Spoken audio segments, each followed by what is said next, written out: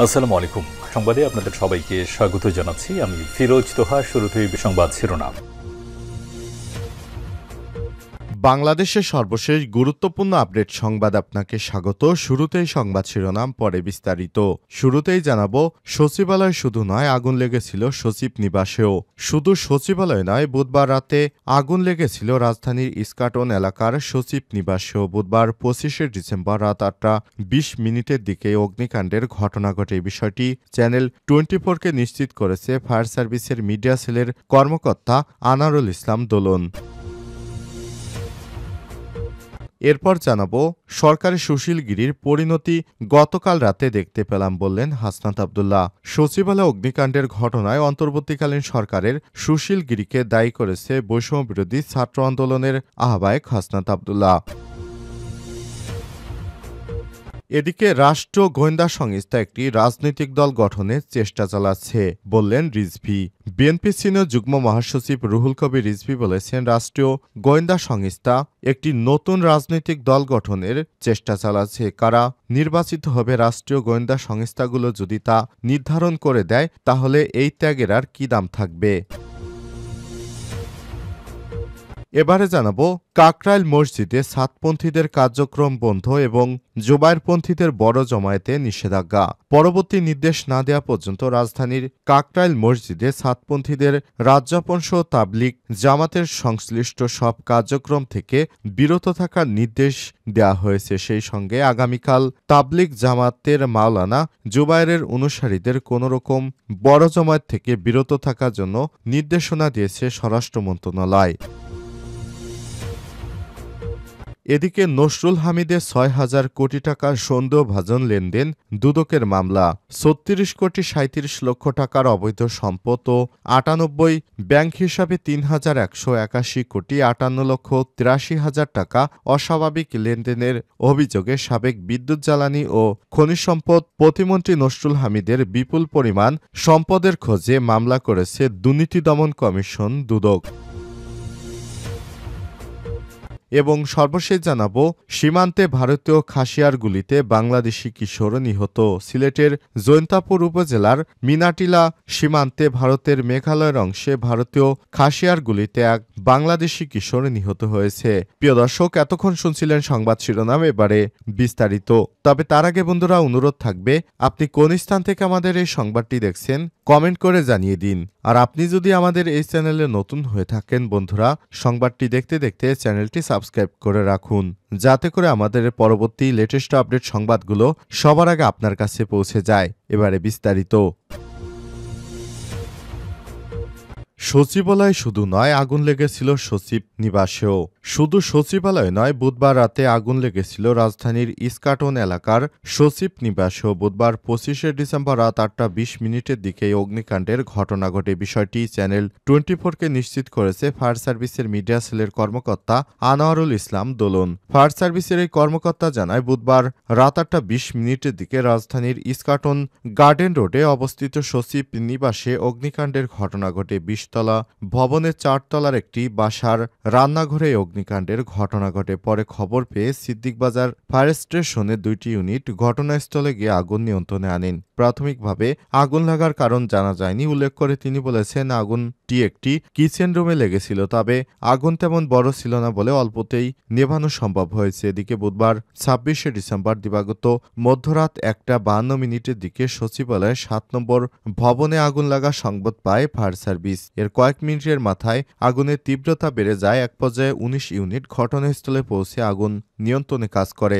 এক পর্যায়ে 6 ঘন্টার বেশি সময় পর বৃহস্পতিবার 26শে ডিসেম্বর সকাল 8:05 দিকে আগুন নিয়ন্ত্রণে আসে। এই ঘটনায় সচিবালয়ের 7 নম্বর ভবনে থাকা সড়ক পরিবহন সেতু মন্ত্রণালয়, স্থানীয় সরকার মন্ত্রণালয়, ডাক ও টেলিযোগাযোগ মন্ত্রণালয়, যুবক ক্রীড়া মন্ত্রণালয় সবচেয়ে বেশি ক্ষতিগ্রস্ত হয়েছে। ফায়ার সার্ভিসের কর্মকর্তারা জানিয়েছেন, কাঠ দিয়ে সচিবালয়ে থাকা মন্ত্রণালয়গুলো সৌন্দর্য বর্ধনের ফলে আগুন ব্যাপকভাবে ছড়িয়ে পড়ে। আর মন্ত্রণালয় মন্ত্রণালয়ের প্রতিটি রুম বন্ধ থাকায় তালা ও জানালা ভেঙে ফায়ার সার্ভিসের কর্মীদের ভেতরে ঢুকতে হয়েছে। সব কারণে আগুন নেভাতে বেশ বেগ পেতে হয় ফায়ার সার্ভিসকে। অন্যদিকে আগুন নেভানোর সময় ট্রাক চাপায় আহত হওয়ার পর মোহাম্মদ সোহানুজ্জামান নয়ন নামে এক ফায়ার সার্ভিসের কর্মীর মৃত্যু হয়েছে। নিহত ফাইটার সোহানুজ্জামানের গ্রামের বাড়ি রংপুরের মিঠাপুকুরে। তিনি তেজগাঁওয়ের ফায়ার টিমের স্পেশাল ব্রাঞ্চের সদস্য ছিলেন।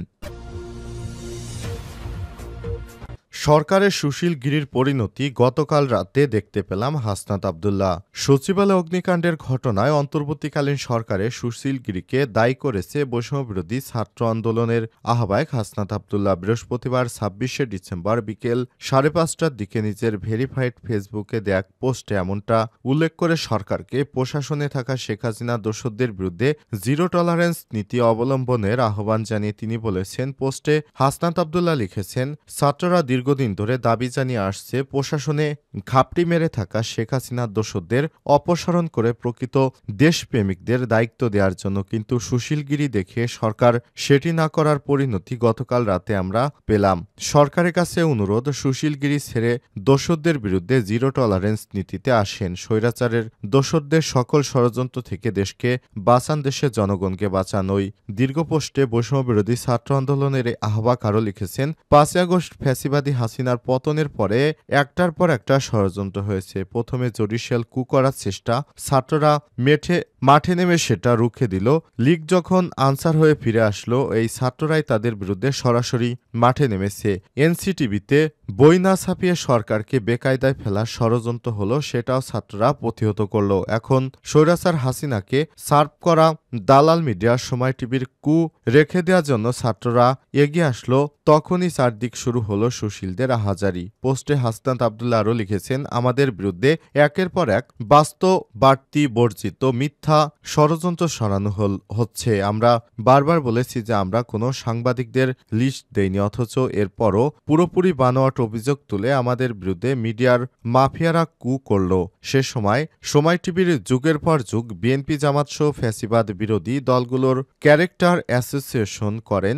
শহীদ আলিফকে হিন্দু ট্যাগ দিয়ে সাম্প্রদায়িক দাঙ্গা বাঁধানোর চেষ্টা করেছে। জুলাই আন্দোলনকে টেরোরিস্টের উত্থান বানিয়ে হাসিনার ছাত্র হত্যাকে নরমালাইজ করেছে। ২১শে আগস্টের গ্রেনেড হামলা নিয়ে তারেক জিয়ার বিরুদ্ধে ভিত্তিহীন এবং মিথ্যা অভিযোগ করে ইমেজ নষ্ট করেছে। এমনকি বিএনপির প্রতিষ্ঠাতাকে ডিমনিটাইজড করার অ্যাসপেক্ট পর্যন্ত করা হয়েছে। আজকে তাদের জন্যই সুশীলদের মায়াকান্নার শেষ নেই। এ সময় হাসনাত আব্দুল্লাহ আরও লিখেছেন, প্রতিবাদ করতে যা ছাত্র আমরা হলাম খারাপ, আর এদের কুকীর্তিকে সমর্থন দেয়া সুশীলরা হয়ে গেল ভালো। এই সুশীলরাই কি গত ১৬ বছর স্বৈরাচারে নুন ঘি খেয়ে ফ্যাসিবাদকে পাকাপোক্ত করেনি? আমরা তো সেটার বিরুদ্ধেই কথা বলছি। রাষ্ট্রীয় গোয়েন্দা সংস্থা একটি রাজনৈতিক দল গঠনের চেষ্টা চালাচ্ছে রিজভী। বিএনপি সিনিয়র যুগ্ম মহাসচিব রুহুল কবির রিজভী বলেছেন, রাষ্ট্রীয় গোয়েন্দা সংস্থা একটি রাজনৈতিক দল গঠনের জন্য প্রচেষ্টা চালাচ্ছে। কারা নির্বাচিত হবে রাষ্ট্র গোয়েন্দা সংস্থাগুলো যদি তা নির্ধারণ করে দেয়, তাহলে এই ত্যাগের কি দাম থাকবে? বৃহস্পতিবার ২৬শে December Dhaka reporters unity DRU আলোচনা সভায় তিনি এসব কথা বলেন। রুহুল কবির রিজভী আরও বলেন, ভারত গণতান্ত্রিক দেশ হয়ে শেখ হাসিনাকে আশ্রয় দেয় কিভাবে? পরিকল্পিতভাবে বাংলাদেশ নিয়ে ভারত অপপ্রচার চালাচ্ছে। ভারতের নীতি শেখ হাসিনার মাধ্যমে দেশে বাস্তবায়নের চেষ্টা করা হয়েছে। শেখ হাসিনা পালিয়ে যাওয়ার পর পরবর্তীত পরিস্থিতিতে দেশকে শুধু মাত্র ভারত ছাড়া সবাই স্বীকৃতি দিয়েছে। সময় তিনি আরও বলেছেন, শেখ হাসিনার কালাকানুনের বিরুদ্ধে বিএনপি সহ অনেক দলের আত্মত্যাগ অস্বীকার করা যাবে না। বিএনপিকে ভাঙার জন্য এই সরকারের ভেতরে ক্ষীণ প্রচেষ্টা কাজ করছে কিনা তা নিয়ে জনগণের ভেতরে সন্দেহ দেখা দিয়েছে।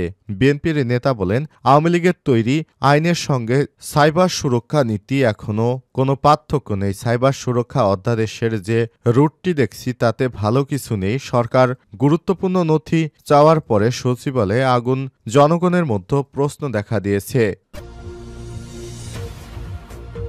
কাকরাইল মসজিদে সাতপন্থীদের কার্যক্রম বন্ধ ও জোবায়েরপন্থীদের বড় জমায়েত নিষেধাজ্ঞা। পরবর্তী নির্দেশ না দেওয়া পর্যন্ত রাজধানীর কাকরাইল মসজিদে সাতপন্থীদের রাতযাপন সহ তাবলিগ জামাতের সংশ্লিষ্ট সব কার্যক্রম থেকে বিরত থাকার নির্দেশ দেওয়া হয়েছে। সে সঙ্গে আগামীকাল শুক্রবার ২৭শে ডিসেম্বর তাবলিগ জামাতের মাওলানা জুবায়েরের অনুসারীদের কোনোরকম বড় জমায়েত থেকে বিরত থাকার নির্দেশ দিয়েছে স্বরাষ্ট্র মন্ত্রণালয়। পৃথক দুটি বিজ্ঞপ্তিতে মঙ্গলবার ২৪শে ডিসেম্বর এমন নির্দেশনা জারি করা হলো। এরই মধ্যে উপসচিব ইসরাত জাহানের সই করা বিজ্ঞপ্তিতে বলা হয়েছে, উপযুক্ত বিষয়ের পরিপ্রেক্ষিতে জানা যাচ্ছে যে আগামী ২৭শে ডিসেম্বর শুক্রবার কাকরাইল মসজিদের আশপাশে মাওলানা মোহাম্মদ জুবায়েরের অনুসারীদের কোনো রকমের বড় জমায়েত থেকে বিরত থাকার নির্দেশক্রমে অনুরোধ রইল।